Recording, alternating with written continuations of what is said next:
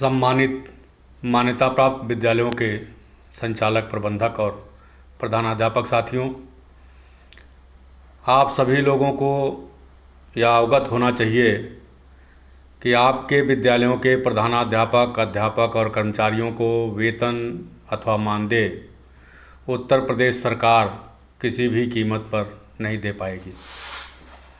वेतन और मानदेय प्रबंध समितियों को ही देना है, सम्मानजनक देना है। कैसे आप दे पाएंगे, इस विषय पर विचार करना है। कहीं न कहीं हमारे कुछ नेतागण प्रबंध समितियों और अध्यापकों के बीच में, कर्मचारियों के बीच में मतभेद पैदा कर दिए, जिसके वजह से विवाद की स्थिति पैदा हो गई है। उस विवाद की स्थिति को समाप्त करना होगा। यह समझना होगा कि प्रबंध समितियों ने अपने खून पसीने की कमाई से विद्यालय संचालित किया और आपको प्रधानाध्यापक, अध्यापक, कर्मचारी बनने का मौका दिया और आपके वजह से विद्यालय संचालित हो रहा है। आपके वजह से बच्चे हैं, आपके वजह से पढ़ाई है, आपके वजह से विद्यालय है। यह प्रबंध समितियों को समझना होगा। दोनों जब एक दूसरे को समझेंगे तब आप अभिभावक से मिलेंगे। अभिभावक को यह समझना होगा कि यह वित्तविहीन प्राइमरी, जूनियर हाई स्कूल या इंटर कॉलेज जो भी है, यह उनके बच्चों को उत्तम, ज्ञान उपयोगी, रोजगारपरक शिक्षा दे रहा है।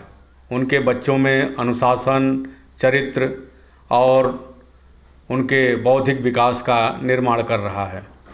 ऐसे में दोनों पक्ष मिल करके, विद्यालय प्रबंध समिति, अध्यापक, कर्मचारी, प्रधानाध्यापक और अभिभावक मिल करके जब कार्य करेंगे तो उत्तर प्रदेश के संपूर्ण वित्तविहीन विद्यालयों के बच्चे नर्सरी से लेकर कक्षा 12 तक निःशुल्क पढ़ाई कर सकेंगे।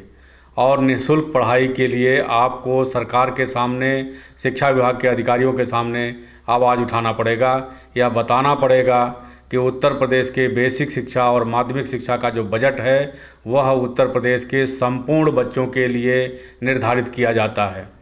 वह संपूर्ण बच्चे चाहे जहाँ भी पढ़ रहे हों, सरकारी स्कूल में पढ़ रहे हों, राजकीय स्कूल में पढ़ रहे हों, सहायता प्राप्त में पढ़ रहे हों, वित्तविहीन विद्यालयों में जो बेसिक शिक्षा परिषद और माध्यमिक शिक्षा परिषद से मान्यता प्राप्त हैं उनमें पढ़ रहे हों, या उत्तर प्रदेश संस्कृत शिक्षा परिषद में पढ़ रहे हों, या मदरसा शिक्षा परिषद में पढ़ रहे हों, या भारतीय शिक्षा बोर्ड में पढ़ रहे हों, या CBSE और ICSE बोर्ड में पढ़ रहे हों, कहीं भी पढ़ रहे हों, उन सभी बच्चों को निःशुल्क होना चाहिए।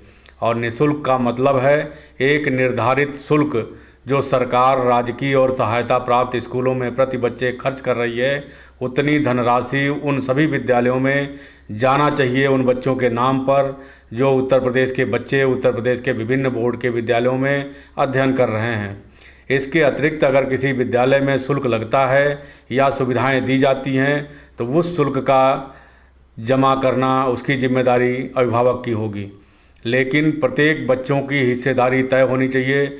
एक बच्चे पर कितने रुपए का खर्च आएगा उनको निःशुल्क पढ़ाने में, उतने रुपए के हिसाब से प्रत्येक विद्यालय को, चाहे वो राजकीय हो, सहायता प्राप्त हो, मान्यता प्राप्त वित्तविहीन हो, CBSE बोर्ड का हो, ICSE बोर्ड का हो, या मदरसा बोर्ड का हो, या भारतीय संस्कृत शिक्षा बोर्ड का हो, या भारतीय शिक्षा बोर्ड का हो, सभी के विद्यालयों में सभी के बच्चों के हिस्से का पैसा जाना चाहिए। और उस पैसे में 80% की धनराशि हमारे विद्यालय के प्रधानाध्यापक, अध्यापक और कर्मचारियों के वेतन भुगतान में ईमानदारी से व्यय किया जाना चाहिए। बचे हुए 20 पैसे से विद्यालय के सुदृढ़ करने या विद्यालय की जो व्यवस्था है, जो आपके इंफ्रास्ट्रक्चर है या स्टेशनरी है आदि आदि में व्यय किया जाना चाहिए। यह प्रबंध समितियों की जिम्मेदारी है और इसके लिए ही आपको संघर्ष करना होगा। यही आपका कर्तव्य भी बनता है और यही आपका अधिकार भी है।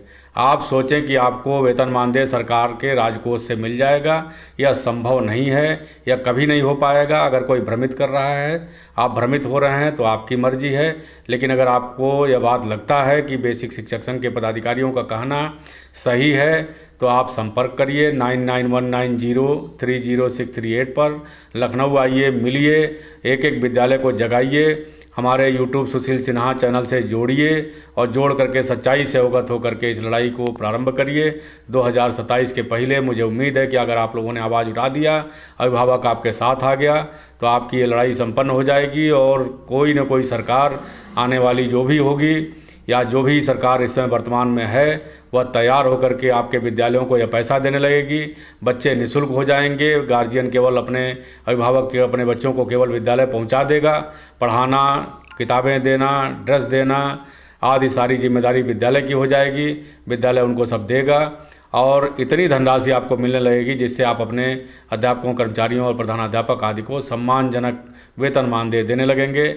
समझ में आ जा रहा है अगर आपकी हमारी बेसिक शिक्षक संघ की बात, तो आप जुटिए, एक दूसरे को बताइए, एक दूसरे को शेयर करिए, सहयोग करिए और लखनऊ आकर के मिलिए। सुशील सिन्हा, प्रदेश संगठन मंत्री, उत्तर प्रदेश बेसिक शिक्षक संघ उत्तर प्रदेश, 9919030638। धन्यवाद।